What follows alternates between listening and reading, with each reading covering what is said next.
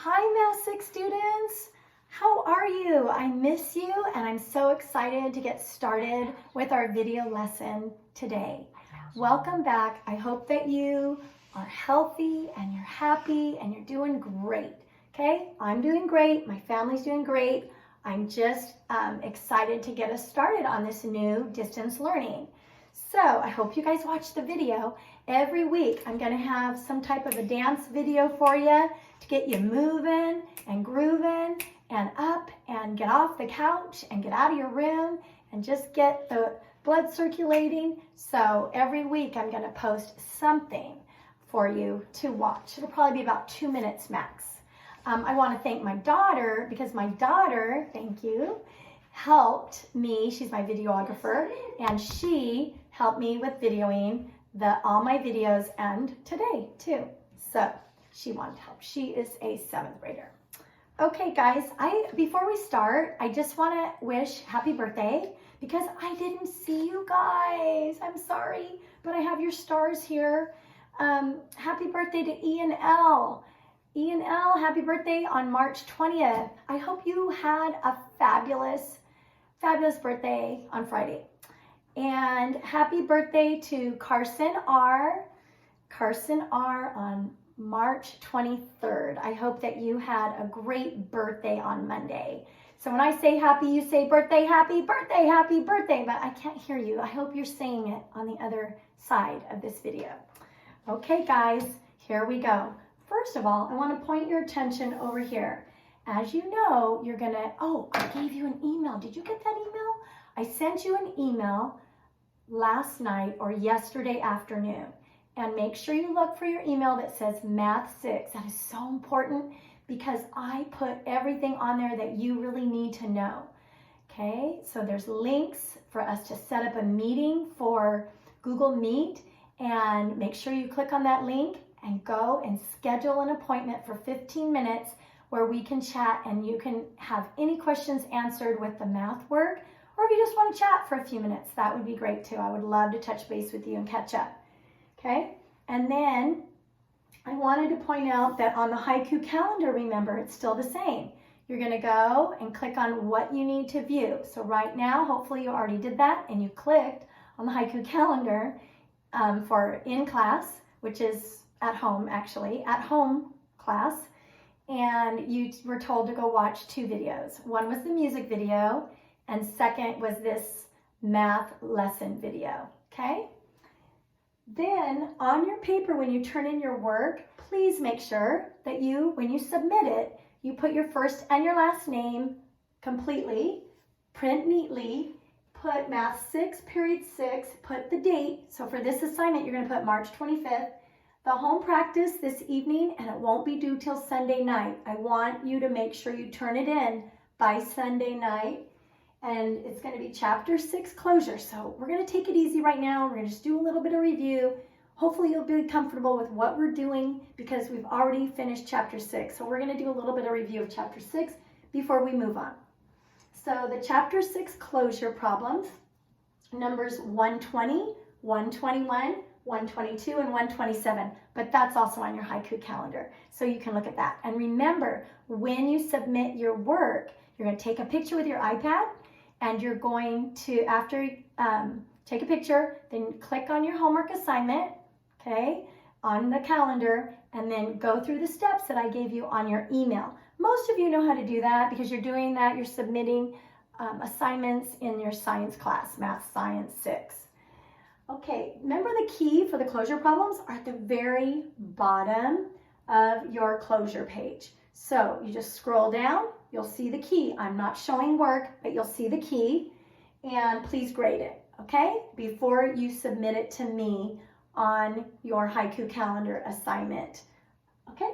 Submit assignments using the Haiku calendar, I'm repeating that, and make sure you go to the home practice tab in the actual calendar box of March 25th, okay?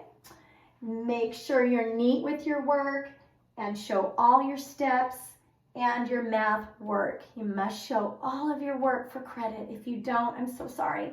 I'm not going to be able to give you that credit, but please be neat and organized and number your problems so that I can see them. Okay, thank you. All right, so I think that we're ready to get started. How this is going to work is you can pause this video if you want afterwards, but I want you to have your notebook out or a piece of paper that you would put in your 3-ring binder, and I want you to take notes. Okay, so we're going to be doing kind of some direct instruction here, where I'm going to go through some practice problems that you will have very similar problems to in your home practice. So we're going to get started right now. Please make sure you date your notes. Please make sure you put what the topic is. So we're going to be reviewing chapter 6 and getting ready for the closure of chapter 6. Okay, here we go. We're going to start with area and perimeter. So if you guys remember, area is always in square units, and perimeter we answer in units. Okay, so area is the number of squares that cover a surface, okay, without going over. And then perimeter is the distance around that shape. So we're going to start with this parallelogram. We're going to say this is a parallelogram, and I already have the measurements around it. And to find the area, I want you guys to write your area formula for a parallelogram. So area formula for this parallelogram is base times height. The base, okay, the base is the 5. It's where the right angle square is lands or sitting on that side from the dashed line. So this is our base. So your base is 5, and we are going to just evaluate. We're substituting in that value of 5 meters into B. This B next to the H means to multiply, so we're just going to review. I'll put a dot there. And the height is this dashed line, which is 7. Okay? So to find the area of this parallelogram, you would just multiply 5 times 7, and that would be 35, but make sure you label. And we write it m squared, but we say it square meters, okay? So please make sure you say square meters. Okay, I'm going to take this off, my glasses. Do you like my glasses? Okay, my daughter thinks they're cool, so I said, can I borrow those? Okay, and she just yelled, they are. Okay, so I'm going to take those off so that I can see better. So that's the area for this parallelogram, and remember, you showed your work, you showed your formula, then you substituted, and then you wrote your answer, and please box it. For the perimeter is, remember, the distance around. So to find the perimeter, we're just going to say P for perimeter, and we're just going to add all of the sides on the outside around the shape of the parallelogram. So we're going to start with the top and just go clockwise. So we have 5 meters plus 7 plus 5 again plus, I'm sorry, not 7, whoops, sorry, 5 plus, what would this side be? This side would have to be also 8.5 meters if it is a parallelogram. So this is going to be 5 plus 8.5 plus 5 plus another 8.5 going around, okay? Another way you could do this, you could group, okay? You could say I have 2 groups of 5 plus 2 groups of 8 and 5/10. So 2 groups of 8 and 5/10. So 2 times 5, that product is going to be 10. And then 2 groups of 8 and 5/10 is going to be 17. You got it. So that's going to be 27, but we don't answer in square meters for perimeter. We're just going to answer in meters. And we're going to write P for perimeter. P equals 27 meters, and we're going to box it. Make that equal sign really clear here, and label M for meters, okay? Very good. Now we have example B, and example B, we have a different type of shape. And so you can decompose the shape. As you can see, we have one right triangle, and then we have one square. How do we know we have a square? Well, all of the inside angles have a little box in it, and that represents that each of the angles are 90 degrees. And then each side then is the same, so it's a square. And then this is a right triangle because it has a right angle here from the height down to the base of the triangle. So let's find our area first. So I'm going to do the same colors. I'm going to do in purple. So area, let's just do the triangle first.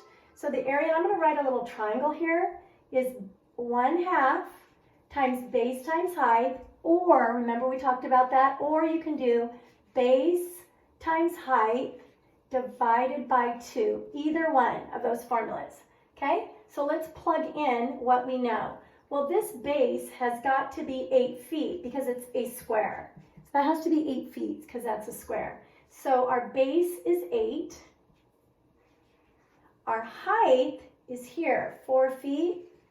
Okay, that's 4 feet. So our height is 4. And when we divide by 2, remember fraction bar means to divide. Fraction bar means to divide.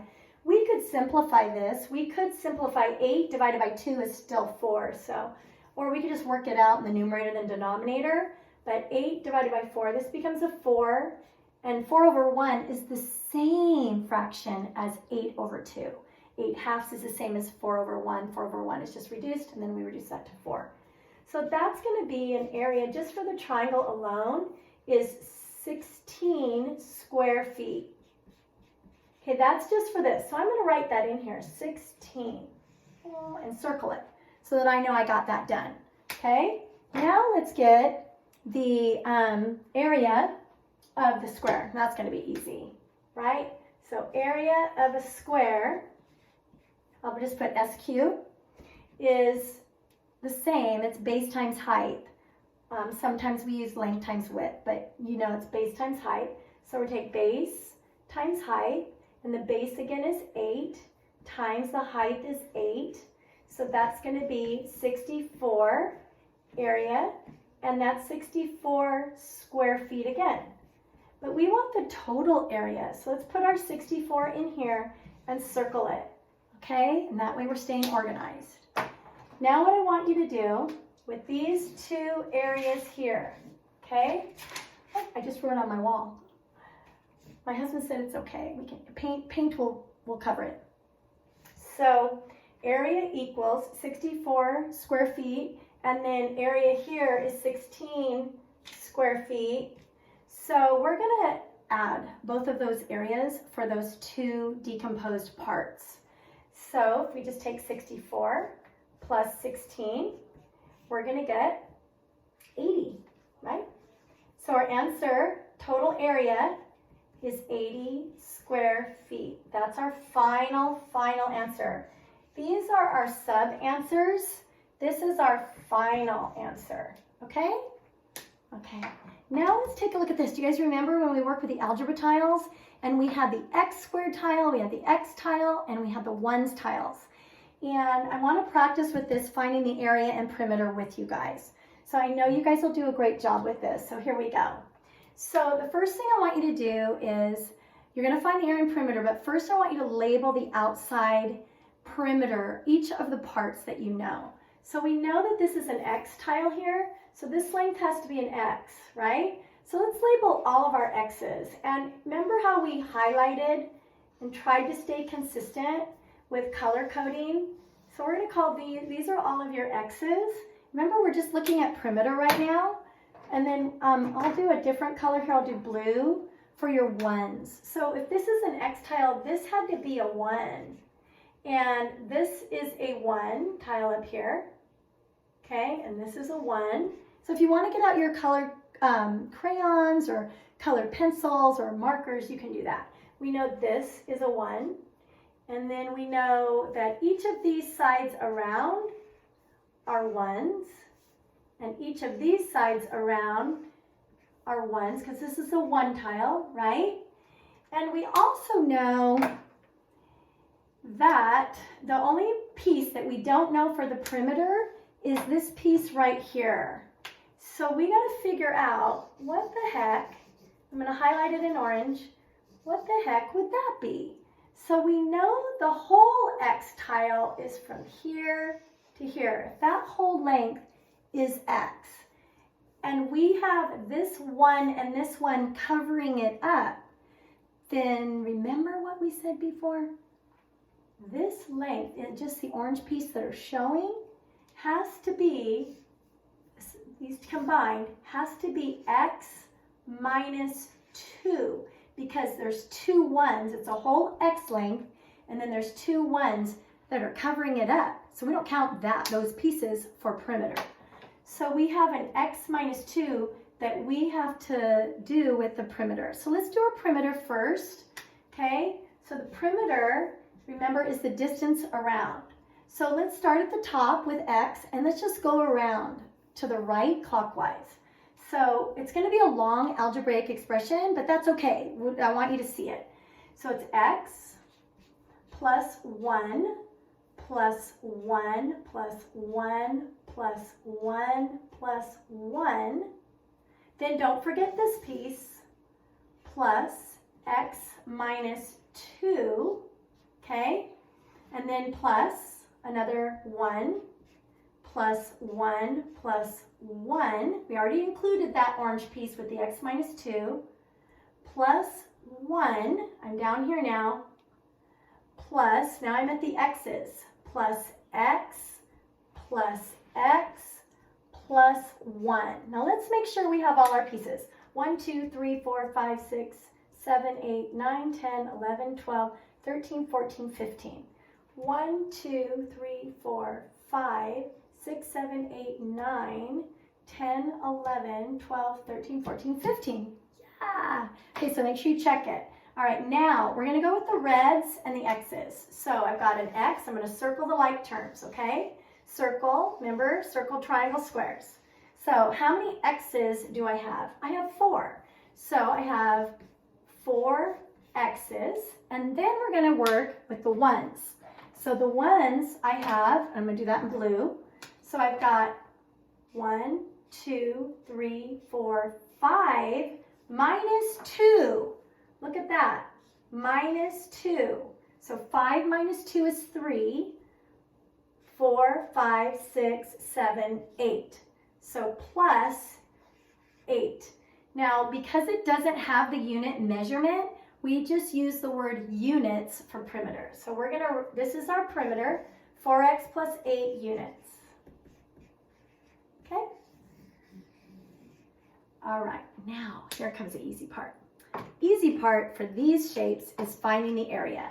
Okay? So to find the area, just please remember that I'm going to color it in black here.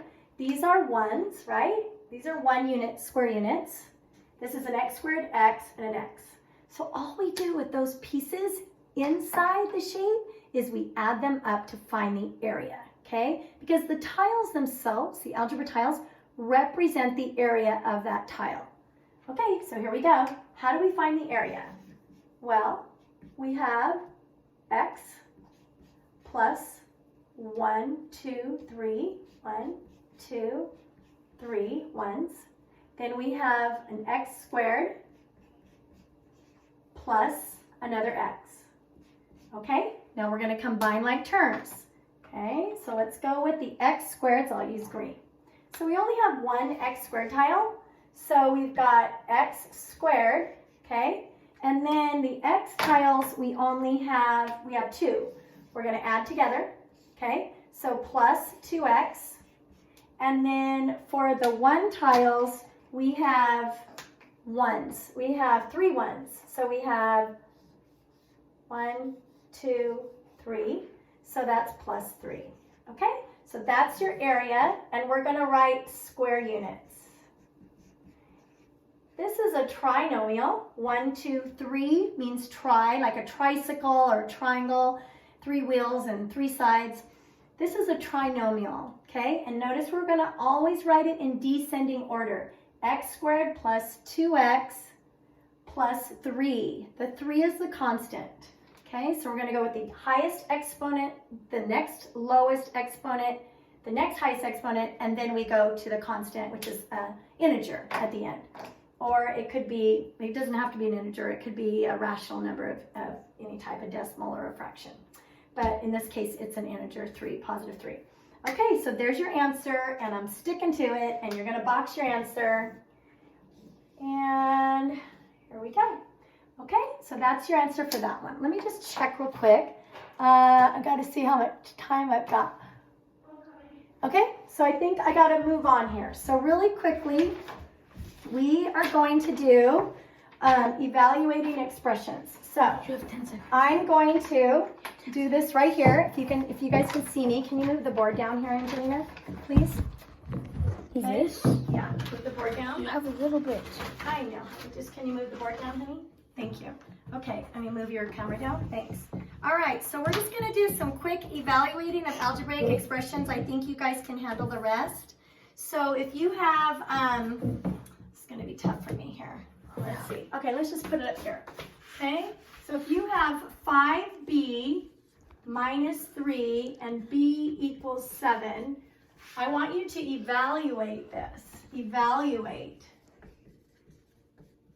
Okay, so you're going to put 7 in. This means 5 times 7 minus 3. So that's going to be 35 minus 3 is 32. So that's how you would evaluate. What you're going to do is you're going to write the original. You're going to substitute your value for b in. And then that will be your simplified answer right there. Okay, we got one more. One more that I'm going to do. I know my daughter's going, what, Mom? You don't have time. But I want to give you one more, okay? Okay, does everyone know what z to the third means? Okay, so if I have 12, write this one down, plus z to the third power, or we can say z cubed, okay?